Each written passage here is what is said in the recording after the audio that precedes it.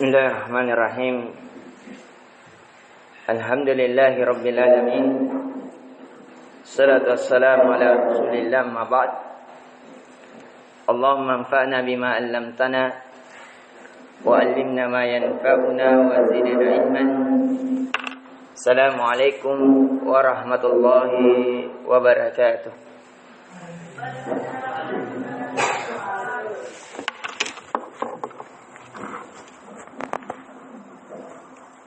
Adik-adikku sekalian, di antara kebaikan yang Allah inginkan kepada kita seluruhnya, nikmatan yang Allah turunkan kepada kita, alhamdulillah, di subuh hari ini rahmat dan keutamaan Allah Azza wa Jalla menghampiri kita, yaitu dengan diturunkannya hujan. Sesungguhnya pernah Nabi sallallahu alaihi wasallam, kana Nabi sallallahu alaihi wasallam ra'al matar. Jadi pernah suatu hari Nabi sallallahu alaihi wasallam melihat hujan. Faqal, kemudian Nabi sallallahu alaihi wasallam berkata, Allahumma sayyiban nafi'an. Ya Allah, aku memohon kepadamu agar engkau menurunkan hujan ini dengan hujan yang bermanfaat. Jadi di antara sunnah dalam ucapan Nabi sallallahu alaihi wasallam ketika seorang muslim mukmin melihat hujan dengan cara ia membaca Allahumma sayyiban nafi'an. Ayo kita sama-sama menghafal. Kalau kita mendalami makna ini, maka kita akan menambah, hati kita akan tertambah dengan rasa syukur. Yaitu doa kita, Allahumma sayyiban nafi'an. Ya Allah, saya memohon kepadamu agar engkau turunkan hujan ini dengan hujan yang bermanfaat. Karena ada hujan bukan bermanfaat, tapi dia memberikan mudarat. Karena dia memberikan mudarat, ya. Coba lihat, ada hujan yang mendatangkan banjir, ada hujan yang merusak tanaman, ada hujan bahkan rumah-rumah terbawa olehnya. Maka dari itu ketika hujan turun, maka hendaknya kita takut kepada Allah kalau hujan itu mencelakakan kita. Tidakkah pernah kita terjadi di zaman Nabi Nuh alaihi salam, ketika zamannya itu ketika turun hujan mereka bergembira, senang-senang, berpoya-poya. Tapi ketika hujan itu 7 hari 8 malam dengan derasnya, tidak ada lagi yang tersisa darinya, bahkan gunung pun tenggelam padanya. Maka dari itu bagaimana? Kalau hujan-hujan rintik kecil ini Allah jadikan besar kalau kita tidak berdoa kepadanya. Maka dari itu kewajiban bagi seluruh santri tidak keluar dari masjid kecuali menghafalkan doa ini. Dan di dalam hatinya dia sangat berharap kepada Allah agar betul-betul hujan ini diturunkan dengan hujan yang bermanfaat. Bermanfaat untuk siapa? Coba, apakah kita bisa makan beras yang kita buat kenyang kalau tidak ada air? Tidak. Coba lihat di kisah Nabi Yusuf. Pernah musim paceklik terjadi 7 tahun. Tidak ada yang beras yang tumbuh. Bahkan seorang anak Nabi pun, bahkan Nabi Yakub yang menanam pada saat itu gandum, tidak juga tumbuh. Kenapa? Karena tidak ada air. Coba kita, adakah di antara kita yang tidak kecil masuk di dalam masjid kalau tidak mandi? Coba kita melihat yang kita makan, daging sapi, daging kambing. Bisakah dia hidup tanpa air? Pasti mati kehausan, akan kurus, sakit dan mati. Maka dari itu kata Nabi sallallahu alaihi wasallam, ada orang yang dengan hujan itu dia menjadi mukmin ketika dia mengatakan hadza min fadli rabbi wa rahmati. Ini di antara keutamaan dan rahmat Allah kepadaku. Wa dzalikal mu'min. Kata Nabi sallallahu alaihi wasallam, itulah orang mukmin. Akan tetapi ada di sana yang kafir. Ketika hujan turun, dia kafir. Kenapa?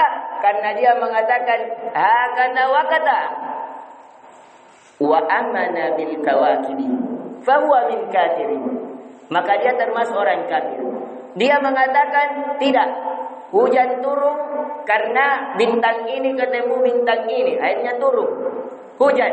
Karena tidak ada bintang, ayolah bosin deh. Itu kesalahan. Berapa banyak tidak ada bintang, hujan tidak turun. Bahkan awan sudah gelap, hujan tidak turun.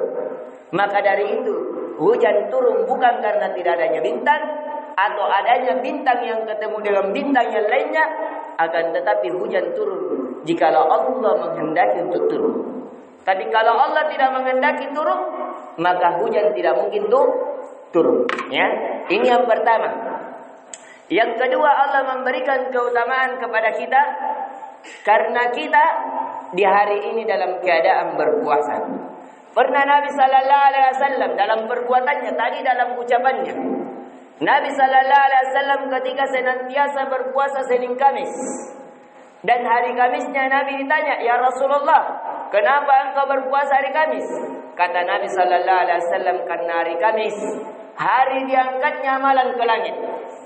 Jadi amalan kita ini diangkat. Misalnya hilang, ya, sholat subuh, bangun sahur, ya, dalam keadaan begini, nah bersih kami sumpah nganua, berapa banyak kebaikannya. Dalam keadaan berpuasa dan selain, akhirnya dia dicatat, dibanggakan oleh Allah Azza wa Jalla. Kata Nabi Sallallahu Alaihi Wasallam, kullu amal ibni Adam lahu, segala amalan anak Adam miliknya, illa siyam, kecuali puasa. Wa ana ajazabi, saya yang akan membalasnya. Semua amalan kita, amalan sholat, bacaan Al-Quran, zikir, itu semuanya untuk kita. Tapi puasa, kata Allah, itu punya saya. Wa ana ajazabi, saya yang akan membalasnya. Seperti jika misalnya ada presiden yang datang, siapa yang bisa menjawab dapat hadiah. Tapi ketika dia mengatakan, kalau ilan tidak, nakian sare khusus dia. Begitu juga Allah. Bagi orang yang berpuasa, dia akan mendapatkan balasan yang khusus di sisi Allah Subhanahu wa taala. Dan balasan itu akan membuat dia berbahagia. Maka dari itu kata Nabi Sallallahu Alaihi Wasallam, lis-shaimi farhatun inda fitri wa farhatun inda liqa'i rabbi. Bagi orang yang berpuasa akan mendapatkan dua kebahagiaan. Jadi orang yang berpuasa akan mendapatkan dua kebahagiaan. Kebahagiaan ketika dia berbuka, sinampennya akan bahagia. Dan kebahagiaan ketika dia berjumpa dengan Tuhannya. Nanti di hari kiamat ketika kita berhadapan dengan Allah, nakutanan ki Allah Ta'ala apa digaukan. Tapi pada saat itu banyak orang yang abusa, orang yang malam-malam kita jana mari Allah Ta'ala. Sabang ngapai? Ya dulu dosa dan kesalahannya. Tapi orang yang senantiasa berpuasa, dia cerah, dia ceria di hadapan Allah. Dia dibahagiakan oleh Allah karena dia membawa amalan puasanya. Dan puasa ini sebagaimana yang dibacakan oleh imam kita di rakaat pertama, dari keutamaan Maryam, senantiasa kalau masuk di tempat sholatnya, dia kedatangan ada buah dari langit yang turun masuk ke dalam rumahnya. Di antara keutamanya kenapa? Karena kesolehannya. Karena dia seorang wanita yang soleha. Di siang harinya berpuasa, di malam harinya sholat, sehingga Allah memberikan rezeki dari arah yang tidak disangka. Jadi di pertemuan kali ini saya ingatkan kembali bahwasanya puasa ini memiliki banyak keutamaan. Keutamaan pertama di hari Kamis, karena kita berpuasa dan dalam keadaan diangkat amanan. Dua, orang yang berpuasa akan mendapatkan kebahagiaan, dua kebahagiaan. Kebahagiaan saat ia berbuka dan kebahagiaan saat ia berjumpa kepada Allah Subhanahu wa taala. Dan yang ketiga, bagi orang yang berpuasa, doanya tidak akan ditolak. Seluruhnya mulai dari awal puasa sampai dia buka. Jadi kalau mau ada keinginan tak lam maliki motor emaska la dibaliangi balla amatta atau langapaki pala memang maki punna dalam keadaan berpuasa. Karena kalau dalam keadaan berpuasa tidak ada hijab antara dirinya dengan Allah yang menjadikan doanya langsung dikabul. Punna doana maraingana diantri. Punna ero dikabulkan di pares serom. Ya nen. Tapi orang yang berpuasa langsung tembus kepada Allah dan Allah langsung membalasnya. Tidak mungkin ditolak. Selama doanya bukan berbau dosa. Dan yang keempat dari keutamaan orang yang berpuasa di hari kiamat ada 8 pintu surga. Jadi di surga ini ada 8 pintunya. Yang salah satu pintunya adalah Babur Rayyan. Pintu bagi orang-orang yang berpuasa. Ini pintu di hari kiamat dia terbuka secara otomatis. Barang siapa yang senantiasa berpuasa, maka pintu itu terbuka dan ketika orang yang senantiasa berpuasa masuk langsung tertutup. Tidak bisa dilihat, tidak bisa diintip. Pintu itu hanya bisa terbuka dan terlihat bagi orang-orang yang senantiasa berpuasa. Yang kelima dari keutamaan orang yang berpuasa, kata Nabi sallallahu alaihi wasallam, "As-shaumu junnatun." Puasa itu adalah perisai. Maka dari itu orang yang tidak mampu menikah dan bergejolak syahwatnya, senantiasa ingin berzina, salah satu solusinya adalah dengan cara berpuasa. Karena berpuasa bisa menjadi tameng bagi dirinya, bagi syahwatnya, dan bagi hal-hal yang menjadikan dia bermaksiat kepada Allah Subhanahu wa taala. Dan di pertemuan terakhir ini saya ingatkan kembali, ayo semuanya kita menghafalkan doa ketika turun hujan. Ayo, Allahumma shayyiban nafi'an. Yang tidur. Yang tidur. Ya, ayo semuanya. Allahumma shayyiban nafi'an. Allahumma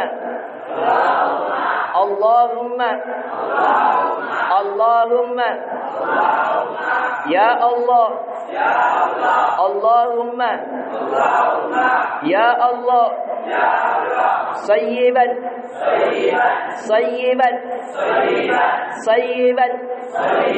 turunkanlah untuk kami Sayyiban turunkanlah untuk kami hujan nafi'an yang hujan yang bermanfaat. Allahumma sayyiban nafi'an. Allahumma sayyiban nafi'an. Yang di sampingnya sarung biru yang tidak bicara, coba baca. Semuanya menghafal, yang tidak menghafal berdiri. Ya, biar belajar taslim sambil berdiri. Ya, berdiri, badan.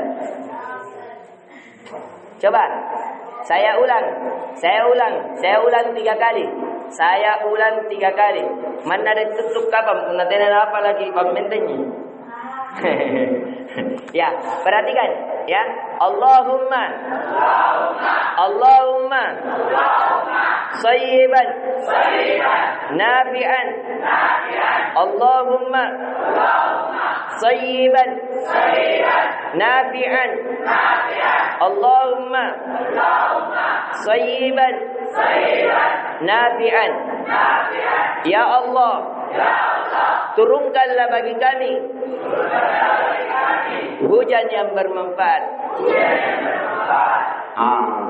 Pak Lurah Rong, niat sekali tanjap Pak Lurah nanti di kemudian hari insyaallah. Kunyikan. Coba.